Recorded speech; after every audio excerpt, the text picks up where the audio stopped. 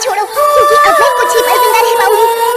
मैं अपनी सारी शक्ति तुमको दे दी और नागेश, मैं तुमसे मिलने फिर आऊंगी। नहीं नरगिस, मैं तुमको कुछ नहीं होने दूंगा। हम दोनों साथ रहेंगे। नागेश, मेरी बात सुनो। इस भोलेनाथ की पूजा करना। 5 अमावस पूरी होते ही मेरी समस्त शक्ति तुम में प्रवेश कर जाएगी और मेरे शरीर को उठा कर रख देगा। मैं जब अगले जन्म में तुमको मिलूंगी तो खुद के शरीर को देखकर ही सब कुछ याद कर पाऊंगी। मैं फिर अवतार लूंगी नागेश, नाग अवतार।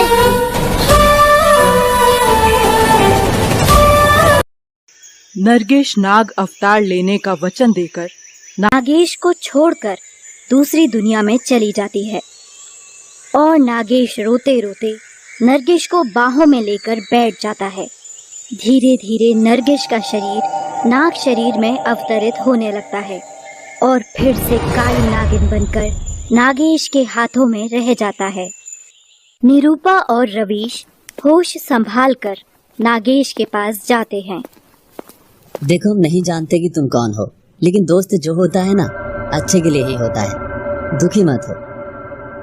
नागेश, नरगिस ने जो कहा था अब वो करो और चलो नरगिस के इस रूप को संभाल कर रख दो। बस एक नरगिस ही तो थी मेरे इस संसार में, उसने इसे भी मुझसे छीन लिया। अब मैं क्यों जियो, क्यों? अरे वही तो बोल कर गई है कि वो फिर आएगी। हाँ नागेश, वो आकर तुमको नहीं पाएगी तो क्या करेगी? तुमको जीना होगा नरगिस के लिए। मैं उस तांत्रिक को जिंदा नहीं छोड़ूंगा। कौन तांत्रिक? क्या किया उसने? मैं और नरगिस उस खंडर में रहते थे। एक दिन हम दोनों घूम रहे थे, तभी नरगिस ने देखा कि तांत्रिक घायल होकर दर्द से करहा रहा है। नरगिस उसको दर्द में पाकर उसकी मदद करने चली गई। नागेश, इसको किसी सांप ने काटा है। जहर काफी ज्यादा है। ये तांत्रिक भी कोई शिव भक्त ही लगता है, इसलिए हमें इसकी रक्षा करनी चाहिए। नागेश ने उसकी जहर वाली जगह पर अपनी नागमणि रख दी, जिससे तांत्रिक का जहर उतर गया और वो बेहोश हो गया। नागेश, चलो यहाँ से, अब इसे होश आ जाएगा। वो दोनों वहाँ से चले गए, लेकिन तांत्रिक को ठीक होने के बाद उसके मन में नागमणि पा लेने की इच्छा जागी। कुछ दिन बाद वो फिर आया और अपनी तंत्र विद्या के जोर से नरगिस को वश में करना चाहा, लेकिन नरगिस की शक्ति के आगे वो टिक न सका और वापस चला गया, बीन बजा बजा कर। नागेश, चलो यहाँ से, वरना ये फिर आएगा। मुझे मेरी चिंता नहीं है, लेकिन मैं तुमको खोने से डरती हूँ।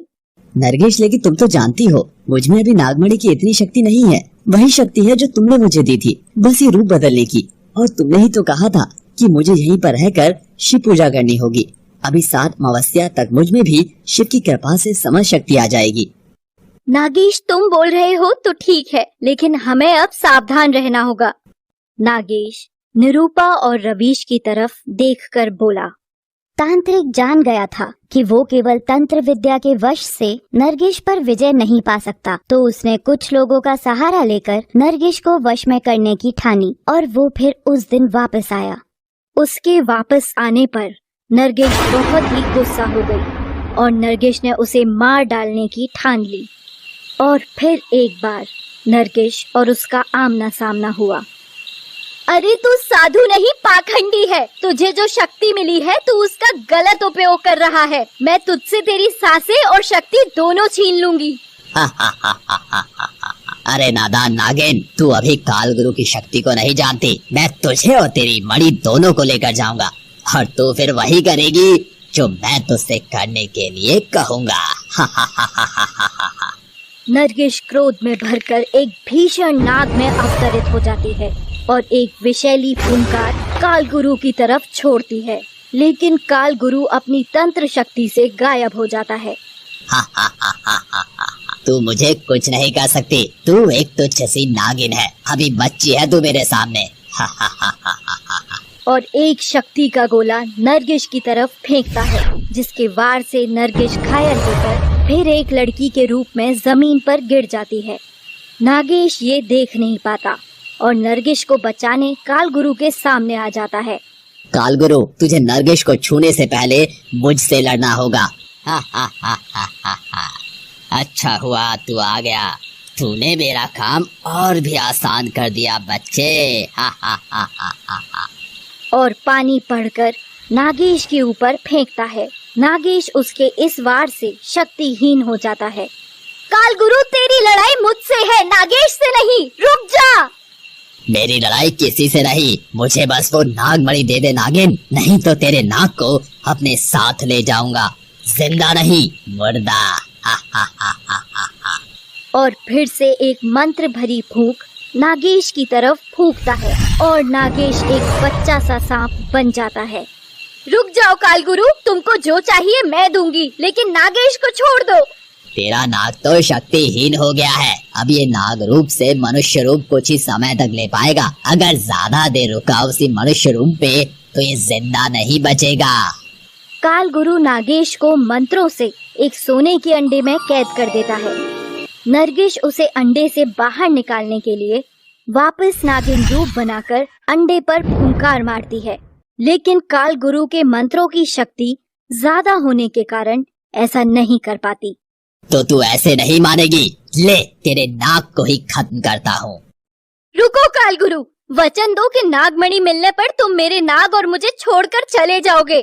ठीक है नागिन। नरगिस नागमणि को एक पत्थर पर प्रकट करती है, लेकिन नागमणि के बिना वो शक्तिहीन हो गई थी। उसके शरीर में अब ज्यादा शक्ति नहीं बची, वो बेहोश सी हो गई। मौके का फायदा उठाकर काल गुरु ने उसे अपने आदमियों से पकड़ने को कहा। नागेश को जैसे ही मानव ने छुआ तो उसकी शक्ति बिल्कुल छीन हो गई। मैं तुझे भी अंडे में कैद करके अपने साथ ले जाऊंगा।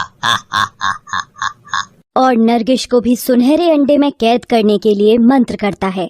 हैं? ये क्या, जिसने नागिन को छुआ वो नाग बनकर मर रहे हैं? सच में बड़ी ताकत है इसमें। काल गुरु मणि लेने मणि की तरफ जाता है, लेकिन देखता है कि किसी ने उसे पीछे से पकड़ लिया है। अरे ओ बाबा, वो नागमणि मेरी होगी, तूने मेरे लोगों को भी मरवा दिया। मैंने कहा छोड़ मुझे, नहीं तो तुझे भी नाग बना दूंगा। तू जिंदा रहेगा तब ना। और वो काल गुरु को उठाकर बाहर की तरफ फेंकता है। काल गुरु घायल होकर दूर जा गिरता है। आदमी उस पर गोली चलाता है और गोली पाँव में लगती है। काल गुरु बेहोश हो जाता है।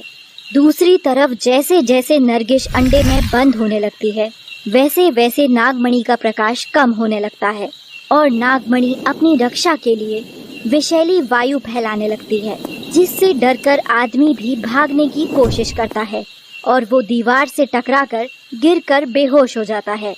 और उसके बाद तुम दोनों वहाँ आए। जो प्रकाश तुमने देखा वो नागमणि का ही था, लेकिन तुम उन दोनों को नहीं देख पाए क्योंकि वो दोनों बेहोश वहीं पड़े थे। जिन सांपों को तुमने दफन किया वो उनके ही आदमी थे, लेकिन नरगिस को छूने से वो नाग रूप में बन गए और उनको नरगिस की शुद्ध आत्मा ने अच्छे नाग बना दिया। मुझे पता है जब नरगिस वापस जन्म लेगी तो वो जिंदा हो जाएंगे। नागेश, वो नागमणि का फिर क्या हुआ? बताता हूँ। नागेश को कुछ बेचैनी होने लगी और वो फिर से छोटा सा नाग बनने लगा। रवीश, ये तो फिर से नाग बन गया, अब हम क्या करें? इंतजार के अलावा भला कर भी क्या सकते हैं। नागेश वापस घर की तरफ रेंगना शुरू कर देता है। देखो, अभी तो हमें भी उसके साथ चलना चाहिए। चलो। तीनों घर आ जाते हैं। रात होने के कारण तीनों सो जाते हैं। फिर सुबह होने पर नागेश कहाँ चला गया निरूपा? पता नहीं, कल तो यही था।